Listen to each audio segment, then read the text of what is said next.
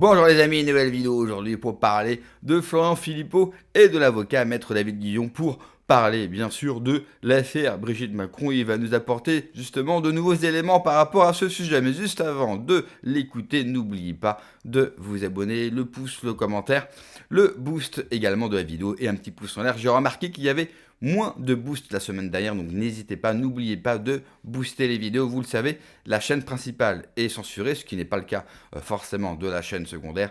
Donc je vous demanderai bien sûr votre soutien. Allez, on les écoute et on en parle juste après. Puisqu'on parlait de la plainte contre la commission Ursula von der Leyen sur l'opacité organisée pour l'accès à des informations et des documents, il y a un point qui monte, c'est qu'on sait que les Macron, je ne parle pas du fond du procès, hein, les Macron vont porter plainte aux États-Unis, portent plainte aux États-Unis contre Candace Owens sur la fameuse affaire Brigitte qui ne cesse de rebondir puisque Brigitte fait parler d'elle tous les jours, hein, divers scandales. Mais en tout cas, il y a un point, c'est le coût, puisque la presse américaine, là, ils en parlent ouvertement, hein, leur avocat Tom Clare, je crois, a fait le tour des médias, et la presse a estimé aux États-Unis que ça leur coûtera entre 5 et 10 millions de dollars. Est-ce qu'on peut savoir par la CADA ou je ne sais quoi, est-ce qu'on peut avoir l'information de qui paye à la fin?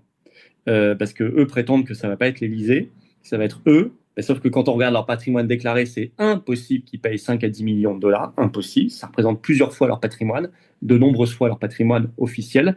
Donc, il y a un problème. Est-ce qu'on a un moyen, nous, comme contribuables français, de saisir une instance pour savoir au final qui aura payé cette affaire? Si on va le faire, hein, si on peut le faire. Je vous le dis tout de suite. Il fait bon d'être avocat aux États-Unis. C'est vrai que c'est vraiment un autre, Ah, ça, autre univers, un autre monde. Les sommes que vous avez évoquées me paraissent tout à fait raisonnables parce qu'effectivement, les avocats aux États-Unis sont pour la plupart quand même millionnaires lorsqu'ils ont des cabinets assez prestigieux. Et et Tom Clare, je crois que c'est un des plus chers du marché, parce qu'on sait aux États-Unis, tout est assez transparent là-dessus. Et en plus, n'oubliez pas, les 5 à 10 millions, je crois que ça compte aussi un cabinet d'enquêteurs privés à côté, qui est aussi le plus cher des États-Unis. voilà, effectivement, le mécanisme est très différent. Vraiment, il faut expliquer un peu la logique américaine. Les avocats aux États-Unis, c'est une profession qui est beaucoup plus libérée et libérale. Ils peuvent faire du marketing, du commercial. Enfin, ce sont des véritables chefs d'entreprise. Il faut vraiment le comprendre comme ça. Et aux États-Unis, la question de l'argent est beaucoup plus libre qu'en France, où c'est pas forcément très bien de parler d'argent. Donc, Mmh. les sommes que vous invoquez, pour moi, ça me paraît effectivement quelque chose qui est tout à fait raisonnable. Et il faut comprendre une chose, le mécanisme de fixation des honoraires est assez similaire à celui qu'on a en France. En France, vous fixez vos honoraires librement. Il n'y a pas de réglementation. D'accord? Aux États-Unis, Mmh. c'est pareil. Et vous pouvez, pour fixer vos honoraires, tenir compte de plusieurs critères qui sont pareils aux États-Unis, c'est la même chose. Il y a tout d'abord effectivement la difficulté de l'affaire. Est-ce que c'est quelque chose qui va être technique ou pas? Là, je pourrais pas, je connais pas le droit américain, mais on peut estimer que ça va pas être un procès qui va être simple. Vous avez ensuite la notoriété de l'avocat. Et oui, un avocat ne vaut pas un autre avocat. C'est bien de le rappeler, hein, mais pas tous égaux, hein, et heureusement, certains travaillent plus que d'autres, certains sont plus compétents que d'autres. C'est une réalité. Et en France, on en tient compte, hein, puisque ça fait partie des éléments sur lesquels on peut se baser pour fixer ses honoraires. Mmh. La troisième chose, c'est la situation de richesse de la personne qui vous mandate. Mmh. Tenez compte toujours un petit peu de la situation de richesse. Pourquoi? En France, il y a ce côté très catholique qui est de dire Mmh. vous êtes un peu le Robin des lois. C'est-à-dire que vous allez faire en sorte que ceux qui ont un peu plus les moyens payent un peu plus cher parce que ça va Mmh. permettre à votre cabinet de facturer un peu moins cher ceux qui n'ont pas forcément les moyens. Pour les États-Unis, la logique est un peu la même, mais elle est de dire, par contre, si vous avez de l'argent, vraiment, vous allez payer. Et donc là, Mmh. clairement, quand on sait qu'on a un couple présidentiel qui est votre client, bah oui, vous allongez la monnaie parce que de toute façon, tout le monde sait que vous avez des moyens et des largesses que les particuliers n'ont pas. Oui, mais officiellement, ils sont pas riches.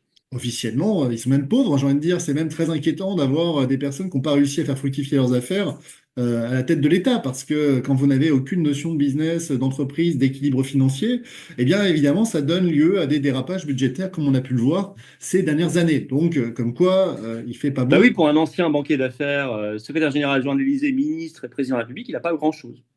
Ben non, non, ça veut dire quoi? Ça veut dire qu'il n'a pas su faire fructifier son capital. Donc, C'était pas une très bonne idée, je pense, de l'avoir à la tête de l'État, parce que quand vous dites on fait un chèque d'1 milliard ou 2 milliards à l'Ukraine, comme ça, il faut lui retirer le chéquier, hein, évidemment, parce que là, il y a un vrai problème. Il serait un chef d'entreprise, il serait déjà en faillite, et puis surtout, il serait poursuivi à titre personnel, parce que là, on a des fautes de gestion manifestes.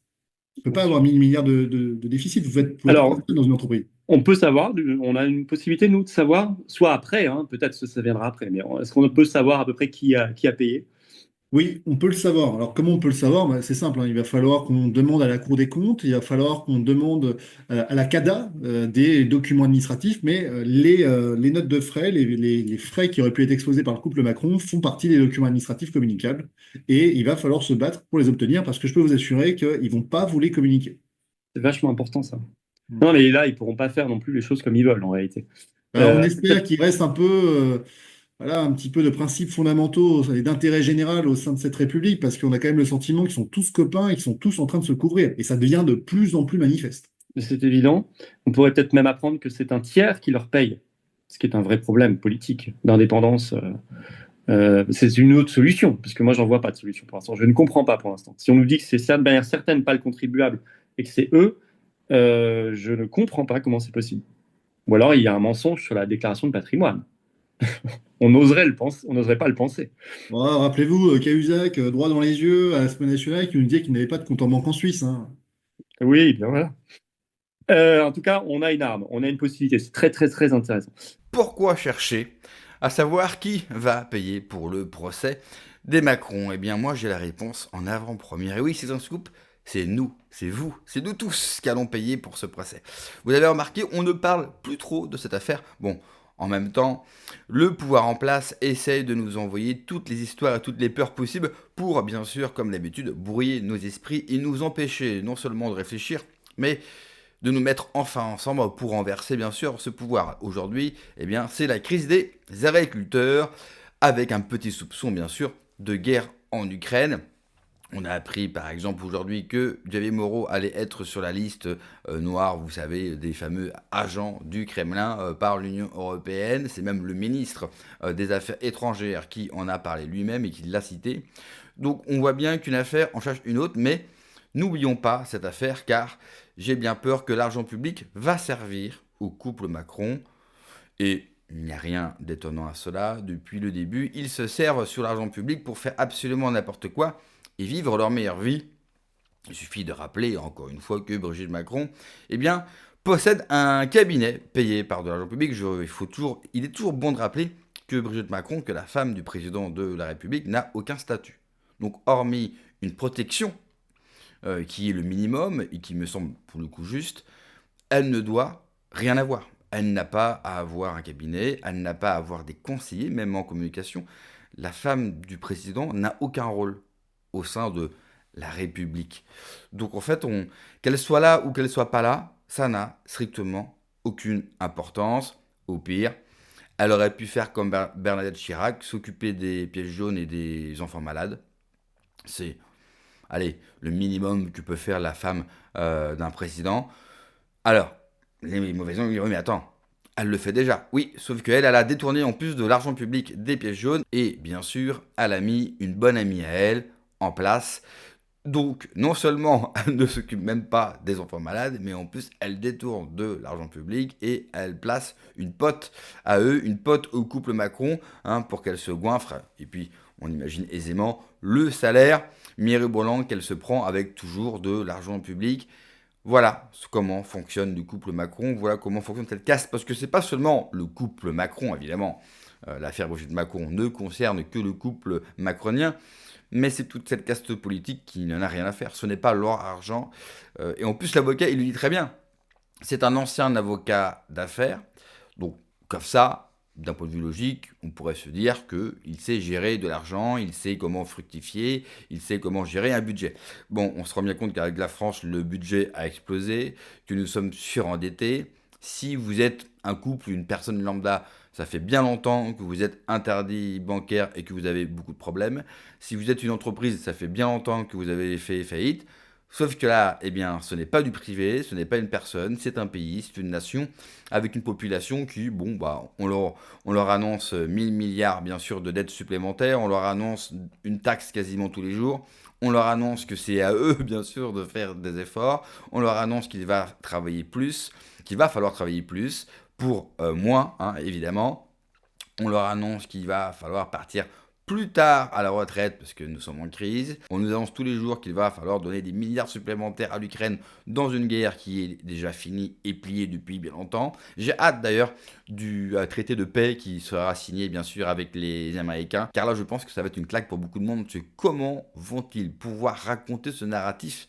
Parce qu'on a payé beaucoup, on a envoyé beaucoup d'oseille pour une guerre qui est perdue et pour une guerre dont on ne va même pas signer la fin de la récréation parce que c'est les États-Unis avec la Russie qui vont signer le traité de paix. Ça va être magnifique, encore une fois, et ça sera une énième démonstration, bien sûr, de la nullité non seulement de l'Union européenne, mais du couple macronien incapable de faire quoi que ce soit et qui passe finalement son temps à humilier son peuple. Et l'affaire Brigitte Macron n'est qu'une humiliation supplémentaire. Merci d'avoir regardé la vidéo les amis, n'oubliez pas le pouce, le commentaire, le partage, de booster, c'est important, booster les vidéos. Prenez soin de vous, que Dieu vous protège, allez ciao.